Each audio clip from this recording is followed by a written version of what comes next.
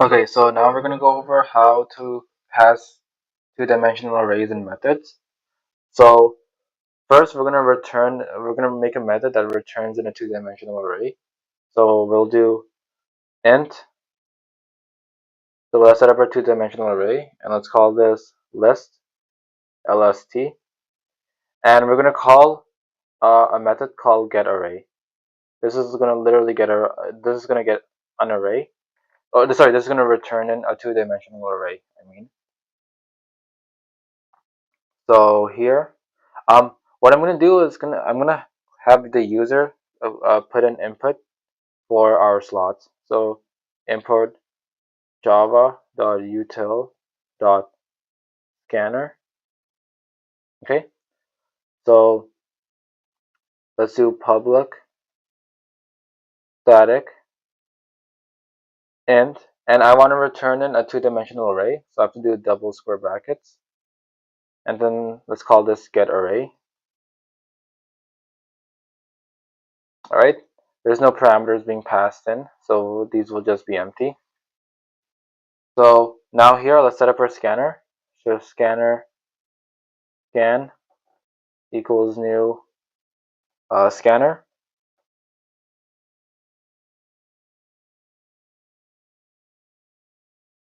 All right. So what we're going to pretty much do now is set up a two-dimensional array in here. Let's call it m. So it's going to be equal to new int 3. So we set it up an array that has 3 rows and 4 columns. So we're going to do a for loop. So for int y equals 0, I has to be less than m dot length, and then I has to increment by 1. And then we'll do another for loop. For int j equals 0, j has to be less than m square bracket I dot length, because recall every index of a two-dimensional array, there's another smaller array inside it. So we're calling that smaller array and finding its length, and then we increment j by 1. And then we're gonna uh, put it, hold on. Okay, so so pretty much, so so when we start this array, this will be 0, this will be 0, all right? So at that point, we're gonna collect our user input to store for that slot in our two-dimensional matrix. So it's gonna be scan. We want to collect in only ints, okay, integer values. So scan dot next int. All right. And then after we do our for loop, we return our two-dimensional array, which was m. All right.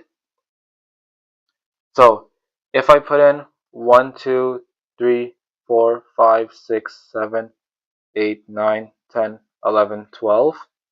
All right. This thing is going to pretty much hold that in. It's going to be 1, 2, 3, 4, 5, 6, 7, 8, 9, 10, 11, 12. Okay. So you notice 3 columns and then 4 slots. So sorry, 3 rows and 4 columns. My bad. Okay. Now the next thing we're gonna do is let's find the max of all of these. Sorry, let's find the sum of all of these if we were to add them all up. So what we do is let's make another method. Let's call it get sum, and we pass in our array lst in here. Okay. So let's do public static. Let's return in we have to return in our sum. So int and we call this get sum. And we're obviously passing in our integer two-dimensional array. So it has to be 2 slots here, and let's call this my array. I'm really bad at naming. Let me get rid of all of this. Okay. So pretty much in here, we're gonna declare our sum to be int sum equals 0. Alright, and then we're gonna do a for loop. Oh, we could actually pretty much use the code up here. So we can just copy, hold on, let me copy all of this. So copy, okay.